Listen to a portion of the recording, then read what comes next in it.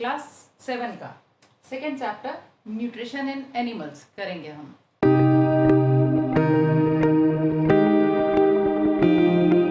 Nutrition हमने पहले chapter में प्लांट्स का किया था। प्लांट्स का किस तरह से वो खाना लेते हैं और कैसे यूज करते हैं। अब ये एनिमल्स का है। Different ways of taking food. सबसे पहले इस चैप्टर में हम करेंगे कि किस किस तरह से खाना लेते हैं। जैसे स्टार फिश है, बहुत ऑकवर्ड सा तरीका है, उसका स्टमक बाहर निकल के आता है और वो खाना ले लेती है। तो इस तरह से अमीबा कैसे लेता है, ह्यूमन बींग्स कैसे लेते हैं, ग्रास ईटिंग एनिमल्स, इनका डिस्कशन एक एक करके। जैसे सबसे पहले डाइजेशन इन ह्यूमंस, उनके सारे डाइजेस्टिव जो ट्रैक्ट है, उसके ऑर्गन्स, डिफरेंट ऑर्गन्स, उनका डिफरेंट इनका फंक्शंस क्या हैं, उसको हम करेंगे डिटेल में। उसके बाद हम करेंगे ग्रास ईटिंग एनिमल्स का डाइजेशन किस तरह से डिफरेंट होता है। 4 चैम्बर्स होते हैं, 4 चैम्बर्स में उनका डाइजेशन किस तरह से कैरी आउट होता है, वो इसका सेकेंड पार्ट में करेंगे। और उसके बाद हम करेंगे feeding and digestion and amoeba. Amoeba एक सिंगल सेलुलर ऑर्गेनिज्म है, किस तरह से वो फूड को लेता है, कैसे डाइजेस्ट करता है, यही डिस्कस करेंगे हम इस चैप्टर के अंदर, न्यूट्रिशन एंड एनिमल्स। इसे करते हैं हम टेक्स्ट से। You have learnt in chapter 1 that plants can prepare their own food by the process of photosynthesis, but animals cannot. ठीक है ना, प्लांट्स तो बना सकते हैं अपना फोटोसिंथेसिस से फूड, एनिमल्स नहीं बना सकते। Animals gate their food from plants either directly by eating plants or indirectly by eating animals that eat plants. Animals को अपना न्यूट्रिशन कैसे मिलता है, फूड कैसे मिलता है, या तो डायरेक्टली वो प्लांट्स को खाते हैं या इनडायरेक्टली प्लांट्स से। कैसे कि वो खाते हैं ऐसे एनिमल्स को जो कि प्लांट्स खाते हैं। जैसे कि लायन खाता है डियर को, डियर खाता है प्लांट्स, तो अल्टीमेटली लायन जो है डिपेंडेंट ही हुआ ना प्लांट्स के ऊपर। तो डायरेक्टली या इनडायरेक्टली प्लांट्स के ऊपर ही सारे एनिमल्स डिपेंडेंट हैं। Some animals eat both plants and animals. कुछ ऐसे होते हैं जो प्लांट्स और एनिमल दोनों को खाते हैं, जैसे बेयर है। Recall that all organism including human require food for growth, repair and functioning of body. ये पहले भी बताया जा चुका है कि सबको फूड किस लिए जरूरी होता है, ग्रोथ के लिए, ताकि बॉडी बढ़े, और बॉडी में कुछ टूट फूट हुई तो उसकी रिपेयर हो जाए, और functioning of the body, body की फंक्शनिंग के लिए। जैसे जो सारे रेस्पिरेशन, हार्ट बीट, ब्रीदिंग, ये सब चलती है, तो ये इस सब के लिए एनर्जी चाहिए होती है। तो इसके लिए ये बॉडी की फंक्शनिंग के लिए हमें फूड की जरूरत होती है। Animal nutrition includes nutrient requirements, mode of intake of food and its utilisation in the body. Animal nutrition का मतलब हुआ कि न्यूट्रिशन की क्या रिक्वायरमेंट है, कौन से न्यूट्रिएंट्स चाहिए, मोड कैसा है, लेने का ढंग कैसा है खाने को, और उसका यूटिलाइजेशन कैसे बॉडी कर लेती है, किस तरह से उसको यूज करती है। You have studied in class 6 that food consists of many components. Try to recall and list them below. Food के अंदर बहुत सारे कंपोनेंट्स होते हैं, वो अगर याद है तो लिख सकते हैं हम। Carbohydrate, protein, minerals, vitamins, fats, ये सब कंपोनेंट्स ऑफ फूड हैं। The components of food such as carbohydrates are complex substances. Food के कंपोनेंट जैसे कार्बोहाइड्रेट है, वो कॉम्प्लेक्स सब्सटेंस है, सिंपल नहीं है। These complex substance can not be utilize as such, कि इसको हम ऐसे ही नहीं यूटिलाइज कर सकते। So they are broken down into simpler substances, इसलिए उनको पहले बॉडी में ब्रेक डाउन किया जाता है सिंपल सब्सटेंसेस में, तब बॉडी उसको एब्जॉर्ब करती है।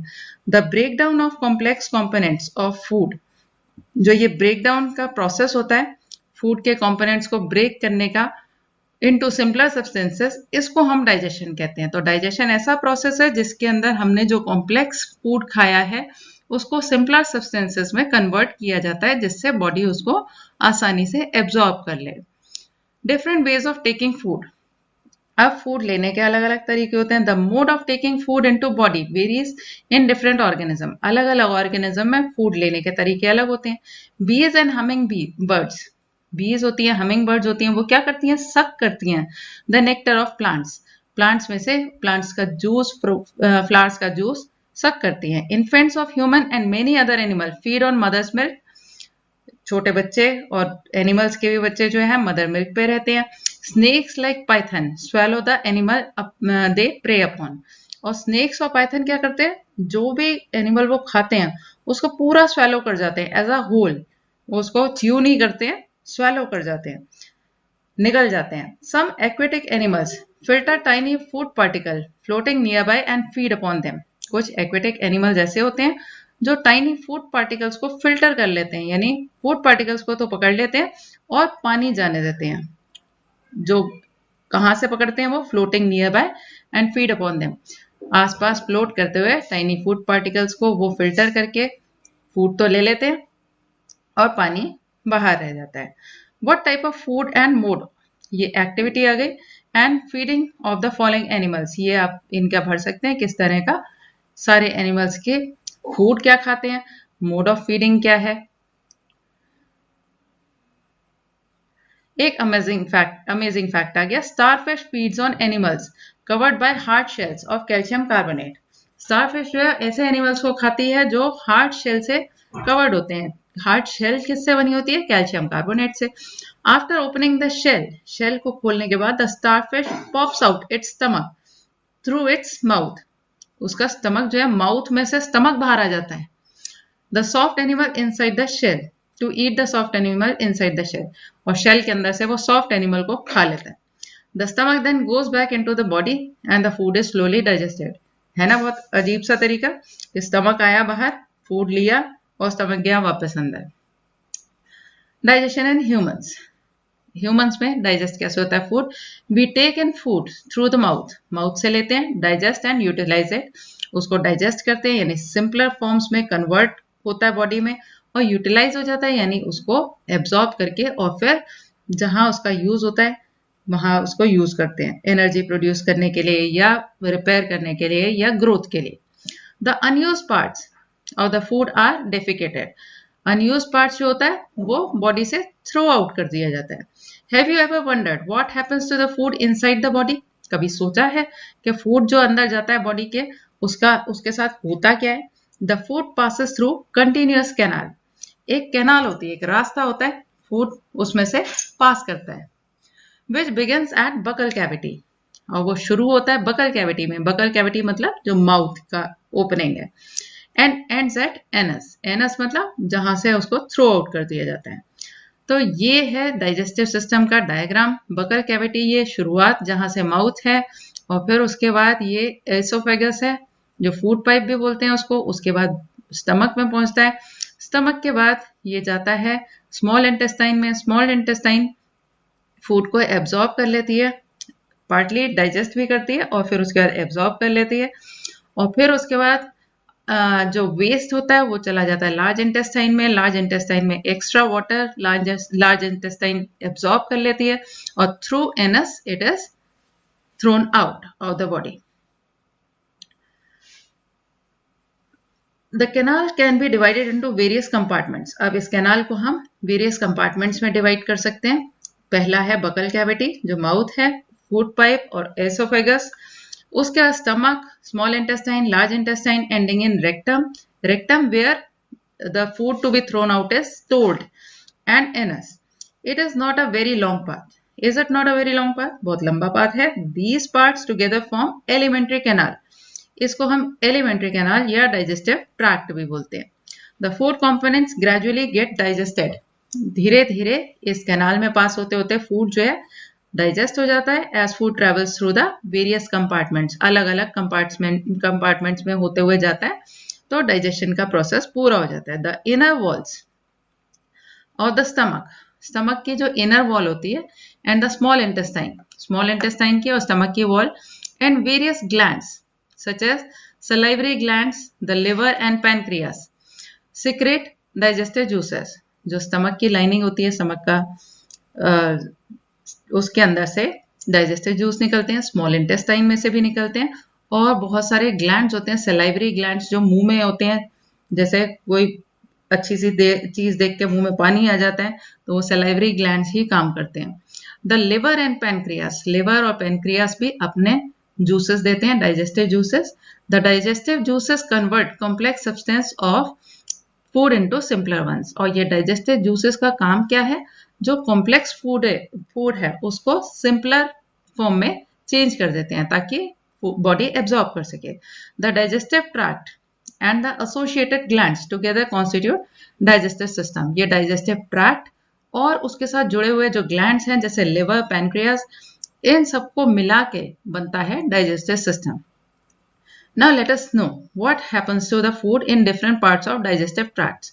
अब एक एक करके देखते हैं कि अलग अलग पार्ट में जाके digestive system के अलग अलग पार्ट्स में जाके फूड कैसे डाइजेस्ट होता है. The mouth and buccal cavity. शुरुआत करते हैं माउथ और बकल कैविटी. डाइजेशन यहीं से स्टार्ट हो जाता है. Food is taken into body through the mouth. Mouth से लिया जाता है food. The process of taking food into the body is called ingestion. जो प्रोसेस है फूड लेने का बॉडी के अंदर उसको इंजेशन बोलते हैं. We chew the food with the teeth. Teeth के साथ हम इसको च्यू करते हैं and break it down mechanically. और उसको हम छोटे छोटे टुकड़ों में डिवाइड कर देते हैं इनटू स्मॉल पीसेस. छोटे छोटे पीसेस हो जाते हैं माउथ के अंदर दांत से. Each tooth is rooted in a separate socket. Her teeth जो है अलग अलग सॉकेट जगह खाली उनकी बनी होती है उसके अंदर फिक्स्ड होते हैं. गम्स के अंदर, गम्स ये पिंक कलर के जो गम्स होते हैं उसके अंदर वो फिक्स्ड होते हैं. Are teeth very in appearance. Teeth जो है अपीयरेंस में अलग अलग होते हैं एंड परफॉर्म डिफरेंट फंक्शंस. और उनके फंक्शन भी अलग अलग है. Accordingly they are given different names. और इसी के अकॉर्डिंग उनको डिफरेंट नाम दिया गया. ये एक्टिविटी दी गई है जिसके अंदर आप अपने इंडेक्स फिंगर से टीथ को फील कर सकते हैं. उनके शेप साइज पता चलता है. और एक एप्पल को कट करके देखो तो वो कट से ही पता चल जाता है कि ये बाइटिंग कटिंग से जो निशान आते हैं उससे भी दिखाई दे जाता है कि टीथ कैसे अलग अलग टाइप के हैं. ऊपर एक बॉक्स में दे रखा है milk teeth and permanent teeth. Do you remember about falling of your teeth some years ago. कुछ टाइम पहले आपके भी टीथ गिरे थे. The first set of teeth grows during infancy. जब बच्चे छोटे होते हैं तो पहला सेट ऑफ टीथ ग्रो करता है उस टाइम पे. And they fall off at the age between 6 to 8 years. 6 to 8 years के बीच में वो सारे टीथ गिर जाते हैं. मिल्क टीथ उन्हें बोलते हैं.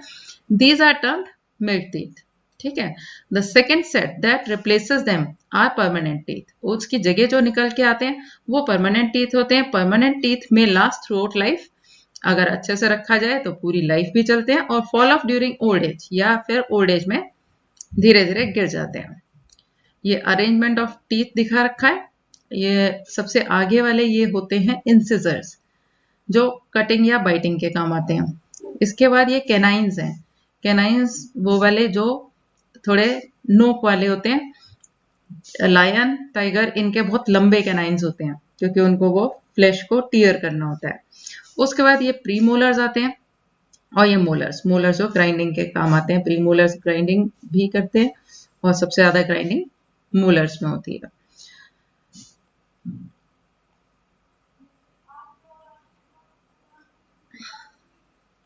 अब इस पे आते हैं. Our mouth has salivary gland which secrete saliva. हमारे माउथ में सलाइवरी ग्लैंड्स हैं. जैसे मुंह में पानी आ जाता है वो सिक्रेट करते हैं saliva. Do you know action of saliva on food. Saliva क्या एक्शन करता है फूड पे. Let's find out. Take two test tubes. 2 test tube ले ली. Label them A and B. In test tube A, put 1 teaspoonful of boiled rice. In test tube B, keep 1 teaspoonful boiled rice after chewing it for 3 to 5 minutes. यानी एक में boiled rice है, दूसरे में boiled rice को chew कर रखा है 3 to 5 minutes. That means saliva उसके अंदर mix हो चुका है. Add 3 to 4 ml of water in both the test tubes. उसको थोड़ा सा 3-4 ml पानी मिला लिया थोड़ा liquefy करने के लिए. Now pour 2 to 3 drops of iodine solution in each test tube and observe. 2 to 3 drops of iodine solution डाला दोनों में. observe किया. Why is there a change in color in the test tubes? test tubes में दोनों में colors में difference होगा. ऐसा क्यों है. Discuss the results with your classmate and your teacher. The saliva breaks down that starch into sugars. क्योंकि starch जो है उसको जहां स्टार्च प्रेजेंट होगा वहां वो ब्लू ब्लैक कलर देगा. और जहां सलाइवा के एक्शन से स्टार्च जो है शुगर में कन्वर्ट हो चुका वहां पे वो ब्लू ब्लैक कलर नहीं आएगा. The tongue is a fleshy muscular organ attach to the back of the floor of buccal cavity. अब टंग का भी कुछ फंक्शन है. टंग जो है वो मसल से बना हुआ ऑर्गन है.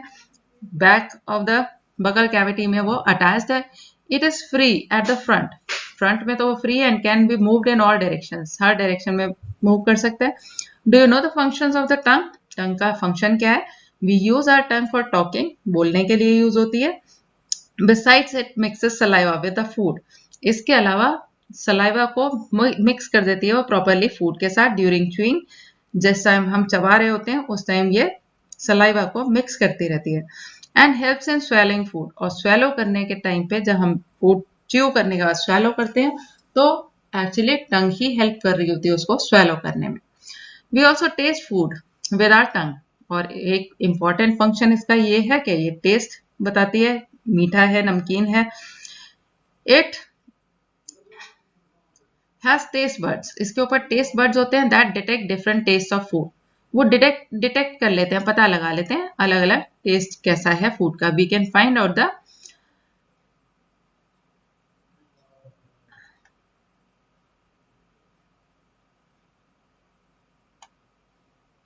Position of taste buds by following activity, ये टेस्ट बर्ड की एक्टिविटी से हम पता लगा सकते हैं कहाँ पे कौन से टेस्ट बर्ड्स हैं।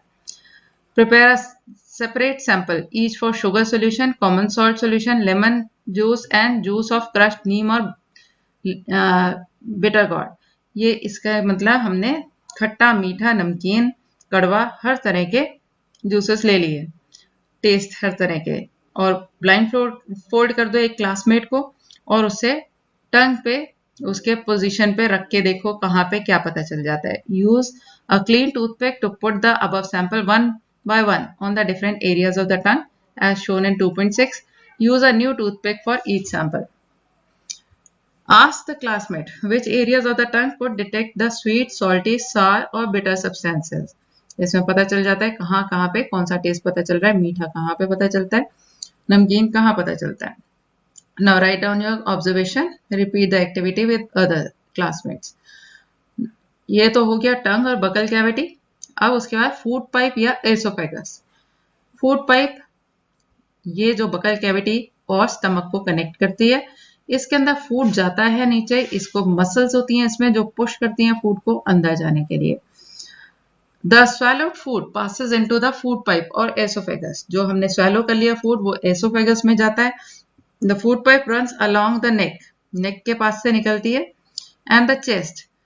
Food is push down by movement of wall of food pipe, food जो है नीचे पुश डाउन हो जाता है, जो वॉल्स हैं फूड पाइप की वो उसको पुश करती हैं। Actually this movement takes place through the alimentary canal, ये जो मसल से नीचे की तरफ पुश करने का तरीका जो है, ये मूवमेंट जो है ये पूरी की पूरी एलिमेंट्री कैनाल में होता है। धीरे धीरे आगे की तरफ फूड पुश होता रहता है पूरी एलिमेंट्री कैनाल में, and pushes the food downwards, oesophagus में डाउनवर्ड्स जाता है food. At times the food is not accepted by our stomach, कई बार ऐसा होता है फूड को एक्सेप्ट नहीं कर रहा होता है हमारा stomach, and is vomited out, और उसको हम वोमिट कर देते हैं। Recall the instances when you vomited after eating, आप याद कर सकते हो कि कैसे कई बार ऐसा होता है कि खाने के बाद वोमिट आ जाती है। And think of the reason for it, reason भी देख सकते हैं उसका क्या है। कई बार ओवर ईटिंग होता है, कई बार ऐसा होता है कि अंदर डाइजेशन प्रॉपर नहीं चल रहा होता है उसके कारण। The stomach is thick walled bag, thick wall वाला बैग है। Its shape is like flattened U, जैसा यू को फ्लैट कर दिया वैसी शेप होती है। And it is the widest part of alimentary canal, alimentary canal को देखो तो सब पाइप जैसा है, सिर्फ एक थोड़ी वाइड जगह है वो स्टमक है। It receives food from the food pipe at one end, एक तरफ से तो फूड आता है, and opens into small intestine at the other, दूसरा एंड इसका स्मॉल इंटेस्टाइन में ओपन होता है। अगर हम इसकी फिगर देखें यहाँ ऊपर जो दी थी डाइजेस्टिव सिस्टम की, तो यहाँ से एसोफेगस से स्टमक में आया फूड, और यहाँ पे डाइजेशन जितना होता है उसके बाद ये कनेक्टेड है किससे, स्मॉल इंटेस्टाइन से। तो फूड जो है एसोफेगस से स्टमक में, और स्टमक से पहुंचता है कहां पर, स्मॉल इंटेस्टाइन में। The inner lining of stomach secrete mucus, जो इनर इसकी स्किन होती है, इनर लाइनिंग होती है स्टमक की, उसमें म्यूकस होता है। म्यूकस जैसे नोज में म्यूकस, वो तरह से म्यूकस एक स्लाइमी सा सब्सटेंस होता है। रीजन उसका क्या होता है, hydrochloric acid and digestive juices होते हैं वहां पे। The mucus protect the lining of stomach, mucus जो है वो लगा रहता है उसके ऊपर, स्लाइमी सा सब्सटेंस, तो इससे हाइड्रोक्लोरिक एसिड या डाइजेस्टिव जूसेस जो हैं वो स्टमक की लाइनिंग को अपना इफेक्ट एसिड वाला नहीं डाल पाते, नहीं तो जो एसिड है वो उसको डैमेज कर देगा।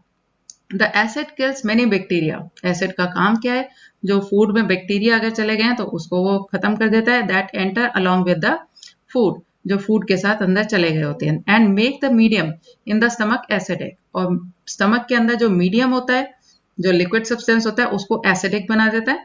The digestive juices break down the protein into simpler substances, और डाइजेस्टिव जूसेस का काम क्या है, प्रोटीन्स को वो सिंपलर सब्सटेंसेस में चेंज कर देता है। Now come small intestine, the small intestine is highly coiled, बहुत मुड़ी हुई होती है, कॉइल हो रखी होती है, एंड अबाउट 7.5 मीटर लॉन्ग, काफी लंबी होती है, एक ही जगह पे जैसे कॉइल करके बंद होती है। It receive secretion from liver, इसके अंदर लिवर से सिक्रेशन आता है, मतलब जो डाइजेस्टिव जूसेस लिवर सिक्रेट करता है वो स्मॉल इंटेस्टाइन में पहुंचते हैं, एंड द पेनक्रियास, और पेनक्रियास से भी, besides its wall also secrete juices, और इनके अलावा लिवर और पैनक्रियास से जो डाइजेस्टिव जूसेस आते हैं उसके अलावा इसकी अपनी वॉल भी सिक्रेट करती है डाइजेस्टिव जूसेस। द लिवर क्या है, एक reddish brown gland situated in the upper part of the abdomen on the right side. Digestive system की हमने डायग्राम में देखा कि राइट साइड पे एक बड़ा सा रेडिश ब्राउन कलर का ग्लैंड होता है। It is the largest gland in the body, largest gland है ये बॉडी का। इट सिक्रेट्स बाइल जूस, ये बाइल जूस नाम का जूस सिक्रेट करता है, that is stored in sac, वो एक बैग लाइक स्ट्रक्चर में स्टोर्ड होता है जिसे हम कहते हैं gall bladder. The bile plays an important role in digestion of fats, bile का काम क्या है, एक इंपॉर्टेंट रोल प्ले करता है वो फैट्स को डाइजेस्ट करने का।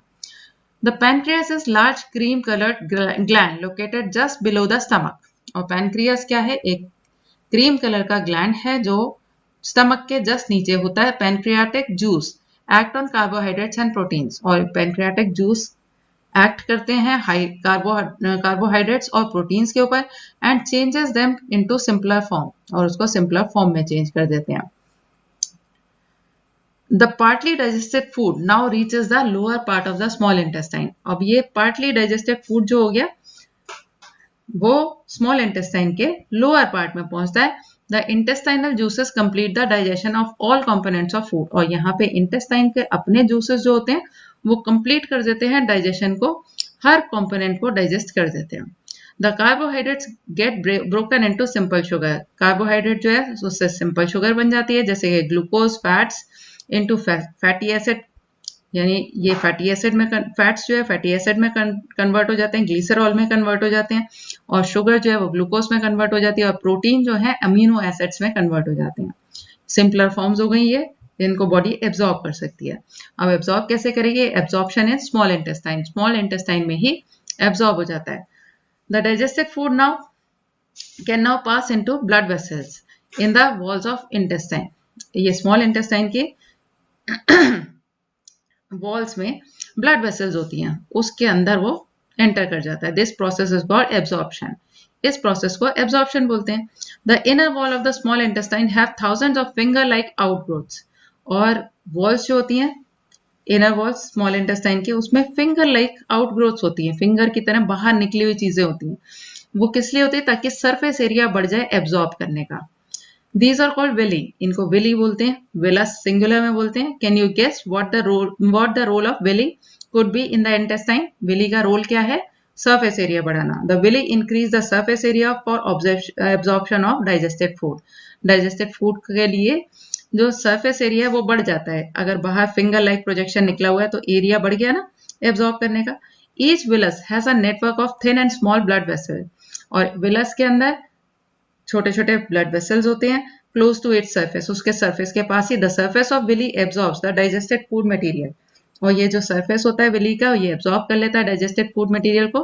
The absorb substances are transported via blood vessel to different organs of the body, और ये जो एब्जॉर्ब कर लिया ब्लड वेसल्स ने वो ट्रांसपोर्ट हो जाता है ब्लड वेसल से ही डिफरेंट ऑर्गन्स तक पहुंच जाता है।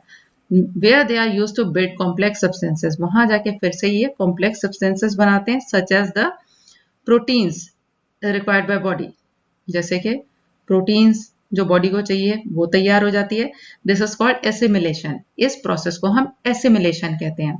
यानी जो ब्लड वेसल के अंदर आ गया उसे यूज करने के लिए जो यूजेबल फॉर्म में चेंज हो जाता है, that is assimilation. In the cells, glucose break down with the help of oxygen into carbon dioxide and water. और सेल के अंदर ग्लूकोज जो है वो ब्रेक डाउन हो जाता है उस ऑक्सीजन की हेल्प से और बनता है उससे कार्बन डाइऑक्साइड, वाटर और एनर्जी प्रोड्यूस हो जाती है.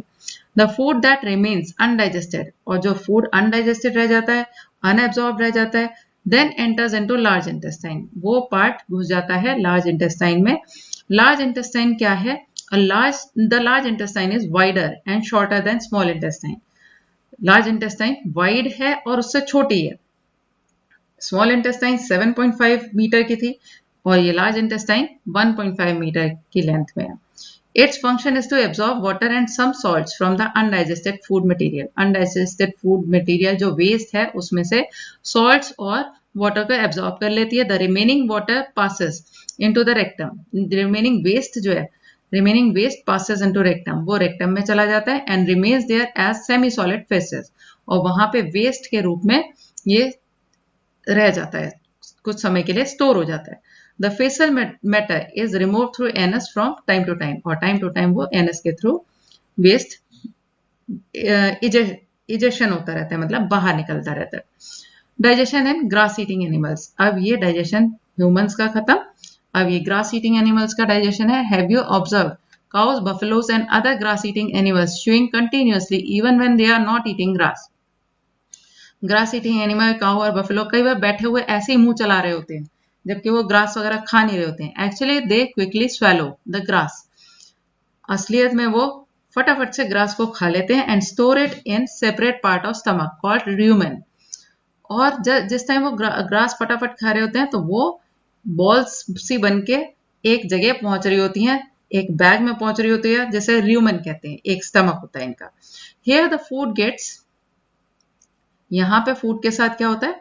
Food gets partly digested. यहाँ पे थोड़ा थोड़ा डाइजेस्ट हो जाता है एंड इज कॉल्ड कर्ड. इसको कर्ड बोलते हैं. बट लेटर जब वो आराम से बैठ जाते हैं, the curd returns to the mouth.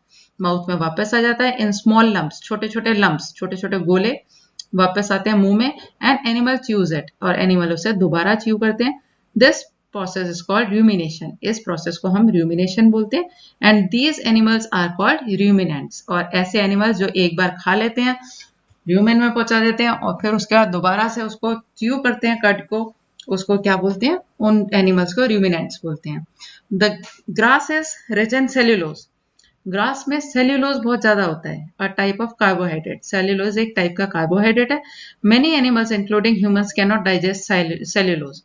Humans भी सेल्यूलोज को खाते हैं तो वो वेस्ट हो जाता है, वो डाइजेस्ट नहीं होता. तो बहुत ही कम ये ग्रास ईटिंग एनिमल्स जो हैं वही डाइजेस्ट कर पाते हैं सेल्यूलोज को. Ruminants have a large sac-like structure between small intestine and large intestine. इनका एक बैग लाइक स्ट्रक्चर होता है स्मॉल इंटेस्टाइन और लार्ज इंटेस्टाइन के बीच में. The cellulose of food is digested here by action of certain bacteria.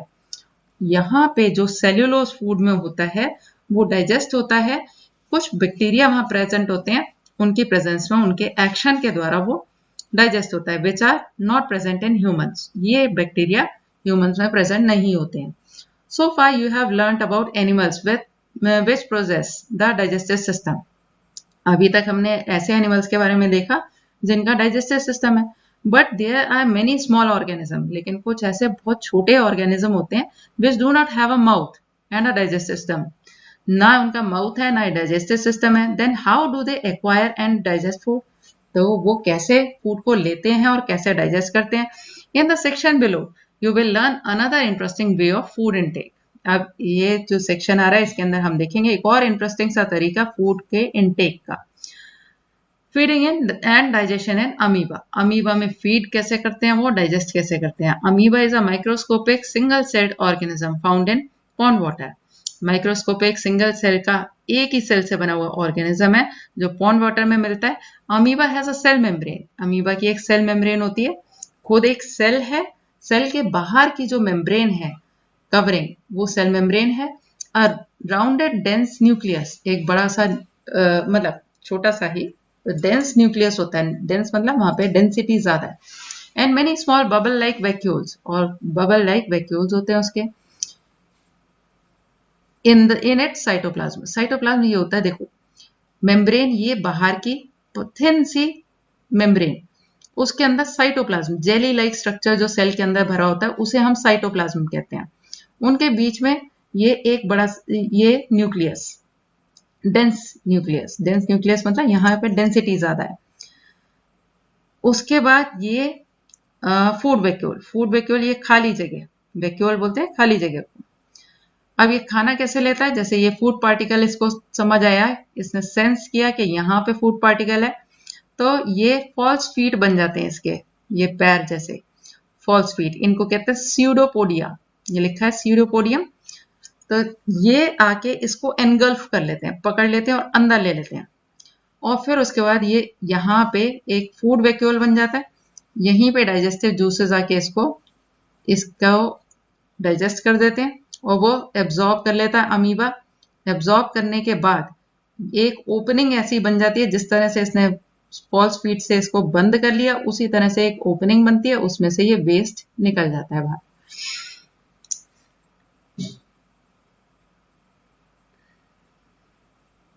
Amoeba है cell membrane, rounded dense nucleus, small bubble like vacuole, उसके cytoplasm में होते हैं। Amoeba constantly changes its shape and position, amoeba लगातार अपनी shape और position को change करता रहता है। इट पुशेस आउट वन और मोर फिंगर लाइक प्रोजेक्शन, ये फिंगर लाइक प्रोजेक्शन बाहर की तरफ निकालता है, कॉल्ड स्यूडोपोडिया, इनको स्यूडोपोडिया या फॉल्स फीट बोलते हैं। For movement and capture of food, अपने मूवमेंट के लिए भी और फूड को कैप्चर करने के लिए भी। Amoeba feeds on some microscopic organism, amoeba किस पे फीड करता है, और छोटे माइक्रो ऑर्गेनिज्म पे। व्हेन इट सेंसेस फूड, जैसे ही उसको पता चलता है फूड उसके आसपास है, it pushes out pseudopodia, pseudopodia वो बाहर निकाल लेता है around the food particle, food particle के चारों ओर ले जाता है उसको और उसको एनगल्फ कर लेता है, मतलब अंदर ले लेता है। The food becomes the trapped in food vacuole, food जो है एक वैक्यूल बन जाता है, वो खाली सी जगह, उसके अंदर फूड पार्टिकल आ जाता है। Digestive juices are secreted into the food vacuole, और फिर डाइजेस्टिव जूसेस आते हैं फूड वैक्यूल में, they act on the food and break it down into simpler substances, और वो वही फूड वैक्यूल के अंदर वो जूसेस जो हैं वो उसको सिंपलर सब्सटेंसेस में चेंज कर लेते हैं जो एब्जॉर्ब हो सकते हैं। Gradually the digested food is absorb, और धीरे धीरे उसको एब्जॉर्ब कर लेता है डाइजेस्टेड फूड को। Absorb substances are use for growth, maintenance and multiplication, absorb food growth, maintenance और मल्टीप्लिकेशन के काम आता है। मल्टीप्लिकेशन मीन्स और आगे और प्रोड्यूस करेगा, उसके लिए। द अनडाइजेस्टेड रेजिड्यू, और जो अनडाइजेस्टेड वेस्ट बचा, is expelled outside by vacuole, वही वैक्यूल के साथ खुल के वो बाहर निकल जाता है। The basic process of digestion of food and release of energy is the same in all animals, basic process सबका सेम है, फूड इनटेक, उसको डाइजेस्ट करना, एनर्जी रिलीज करने के लिए। In a later chapter you will learn about the transport of food absorb by intestine to various parts of the body, आगे हम transportation करेंगे कि ये फूड किस तरह से ट्रांसपोर्ट होके वेरियस ऑर्गन्स तक पहुंचता है। अब इसके कुछ बॉक्सेस हमारे बीच में रह गए थे, ये diarrhoea, sometimes you may have experienced need to pass watery stool frequently, this condition is called diarrhea। Diarrhoea पता ही होगा, it may be cause by infection, infection से हो जाता है। फूड पॉइजनिंग और इंडाइजेशन, फूड पॉइजनिंग हो जाती है, फूड में कुछ ऐसे टॉक्सिक सब्सटेंसेस हम खा जाते हैं जिसके कारण डाइजेस्टिव सिस्टम प्रॉपर वर्क नहीं कर रहा होता, इनडाइजेशन हो गया होता है। It is very common in India, India में बहुत कॉमन है, पर्टिकुलरली अमंग चिल्ड्रन, खासतौर पे बच्चों में। Under severe condition it can be fatal, अगर कंडीशन बहुत ज्यादा बिगड़ जाए तो वो जानलेवा भी हो सकता है। This is because of excessive loss of water, क्योंकि वाटर और सॉल्ट्स बॉडी में से बहुत सारे लूज हो जाते हैं, बिकॉज लूज मोशंस के टाइम जैसा होता है, बार बार वाटरी स्टूल होता है, तो इस वजह से पानी और सॉल्ट्स की कमी हो जाती है बॉडी में। Diarrhoea should not be neglected, diarrhoea को निग्लेक्ट नहीं करना चाहिए। Even before a doctor is consulted, the patient should be given plenty of boiled and cold water with a pinch of salt, तो पेशेंट को doctor के पास ले जाने से पहले ही बॉइल्ड और ठंडा किया हुआ उसके अंदर पिंच ऑफ सॉल्ट या शुगर डाल के उसको दिया जा सकता है। ORS जिसे कहते हैं, ORS के पैकेट्स भी मिलते हैं, वो भी दिया जा सकता है। एक और ये आता है, the working of stomach was discovered by a strange accident. इसमें एक अजीब सा एक्सीडेंट हुआ था जिससे पता चला कि स्टमक कैसे वर्क करता है। In 1822 a man named Alexis Saint Martin was badly hit by a shotgun. उसको गन लगी थी। Bullet had seriously damage the chest wall and made a hole in his stomach. Chest wall भी हट गई थी और स्टमक में एक छेद हो गया था। He was brought to an American army doctor William Beaumont. William Beaumont के पास लाया गया। The doctor save the patient but he could not close the hole properly. इस होल को प्रॉपरली क्लोज नहीं कर पाया वो। Beaumont took it as a great opportunity to see inside the stomach through the hole. और उसने एक opportunity समझी, ये मौका मिल गया है स्टमक के अंदर देखने का। He made some wonderful observations, कुछ बहुत अच्छी ऑब्जर्वेशंस उसने करी। Beaumont found that stomach was churning food. Churn करना मतलब जैसे टर्न करके उसको छोटे पीसेस में कन्वर्ट करना, वो चर्निंग चल रही थी फूड स्टमक में। It's wall secreted a fluid. उसको ये भी दिखा कि वॉल में से कुछ फ्लूइड निकलता है, लिक्विड निकलता है, विच को डाइजेस्ट द फूड, जो डाइजेशन में हेल्प कर रहा है। He also observe that the end of the stomach opens into intestine. और उसने वो भी देख लिया कि स्टमक का एंड जो है इंटेस्टाइन में जा रहा है। Only after the digestion of food inside the stomach is completed. जब पूरा स्टमक में डाइजेशन हो गया उसके बाद ही खाना जो था वो स्मॉल इंटेस्टाइन के अंदर चला गया था। एक और ये दे रखा है, समटाइम्स व्हेन यू ईट इन अ हरी। कभी कभी हम जल्दबाजी में जब खाते हैं, बात करते हैं या हंसते हैं वाइल ईटिंग, खाना खाते time, you may gate hiccups, हिचकी आ जाती है या चोकिंग सेंसेशन, चोक हो जाता है, फंदा लगना जिसे कहते हैं। This happens when food particle enter the wind pipe. ये होता है जब हमारा फूड पार्टिकल जो है विंड पाइप में जाता है। हमारे माउथ में से दोनों पाइप जा रहे हैं, एसोफेगस यानी फूड पाइप भी जा रहा है, विंड पाइप भी जा रहा है। तो जिस टाइम हम पानी पी रहे होते हैं तो हमारी सांस रुकी हुई होती है, क्योंकि वो टाइम पे वो हमारी फूड पाइप में जा रहा है। और जिस टाइम हम सांस ले रहे होते हैं उस टाइम हमारी फूड पाइप बंद होती है। और इसको बंद करने का काम कौन करता है? एक फ्लैप लाइक वॉल्व होता है, तो वो बंद करता है इसको। The wind pipe carries air from nostrils to the lungs. Wind pipe का काम है नोस्ट्रल से लंग्स तक विंड को एयर को पहुंचाना। It runs adjacent to food pipe. Food pipe के साथ साथ वो चलती है wind pipe, but inside the throat, throat के अंदर air and food share a common passage. Air और फूड का कॉमन पैसेज है। Then how is food prevented from entering the wind pipe? तो विंड पाइप में फूड क्यों नहीं enter करता? During the act of swallowing, swallowing के time पे एक फ्लैप लाइक वॉल्व, एक फ्लैप जैसा वॉल्व होता है जो क्लोज कर देता है पैसेज ऑफ विंड पाइप और उसको गाइड कर देता है फूड को फूड पाइप में। इफ बाय चांस, अगर चांस ऐसा हो कि food pipe enters the wind pipe, food particle जो है एंटर अगर कर जाए विंड पाइप में, वी फील चोक्ड और गेट हिकअप्स। तो अगर खाना मुंह में है और जोर से सांस ले ली या बात कर ली तो उस टाइम पे फूड का पार्टिकल जो है वो एंटर कर जाता है विंड पाइप में और हमें हिकअप्स महसूस होते हैं। Sweet and tooth decay, some normally bacteria are present. अब ये टीथ की बात हुई थी, उसके लिए एक ये ब्लॉक दे रखा है। बैक्टीरिया जो है प्रेजेंट होते हैं हमारे माउथ में, but they are not harmful to us. हमारे लिए हार्मफुल नहीं होते हैं। कुछ बैक्टीरिया ऐसे होते हैं जो हमारे माउथ में प्रेजेंट होते हैं और वो हमारे लिए हार्मफुल नहीं होते हैं। However if we do not clean our teeth and mouth after eating, खाने के बाद अगर हम अपने माउथ को क्लीन नहीं करते हैं, many harmful bacteria also begin to live in and grow in it. तो बहुत सारे हार्मफुल बैक्टीरिया भी उसके अंदर रहना और ग्रो करना शुरू कर देते हैं। These bacteria break down the sugar present from the left over food. जो बचा हुआ फूड दांतों में फंसा होता है उसको वो ब्रेक करके शुगर में चेंज करने शुरू कर देते हैं। एंड रिलीज एसिड्स, इस प्रोसेस के दौरान कुछ एसिड रिलीज होते हैं। The acid gradually damage the teeth, और ये एसिड डैमेज करते हैं टीथ को। This is called tooth decay, ये दांत का सड़ना कहलाता है। If it is not treated in time, समय पे अगर इसका इलाज ना किया जाए, इट कॉजेज सीवियर टूथ एक, इसके कारण टूथ एक हो सकता है, दांत दर्द हो सकता है। Extreme cases result in tooth loss, और अगर ज्यादा ही बढ़ जाए ये तो टूथ खराब भी हो जाता है बिल्कुल। Chocolate, sweets, cold drinks and other sugar products are the major culprits of tooth decay. Tooth decay के लिए चॉकलेट, स्वीट्स, कोल्ड ड्रिंक्स, ये जितनी मीठी चीजें हैं ये इसके लिए रिस्पॉन्सिबल होती हैं। तो इसका मतलब ये चीज़ें अगर खाई तो उसके बाद आपको प्रॉपरली माउथ को क्लीन करना बहुत ज़रूरी होता है। Therefore, one should clean the teeth with brush और दातुन। इसलिए हमें टीथ क्लीन करने चाहिए ब्रश से या दातुन से। एंड डेंटल फ्लॉस एक तरह का थ्रेड आता है जो बीच में ट्रैप्ड पार्टिकल्स को हटा देता है, दांतों के बीच में जो पार्टिकल्स होते हैं। At least twice a day and rinse mouth after every meal. हमें ट्वाइस अ डे ब्रश करना चाहिए और हर मील के बाद माउथ को वॉश कर लेना चाहिए, रिंस कर लेना चाहिए। Also one should not put dirty fingers और any unwashed object in mouth. गंदा या अनवॉश्ड चीजें अपने माउथ में नहीं घुसानी चाहिए। तो ये हमारा चैप्टर यहाँ हो जाता है खत्म।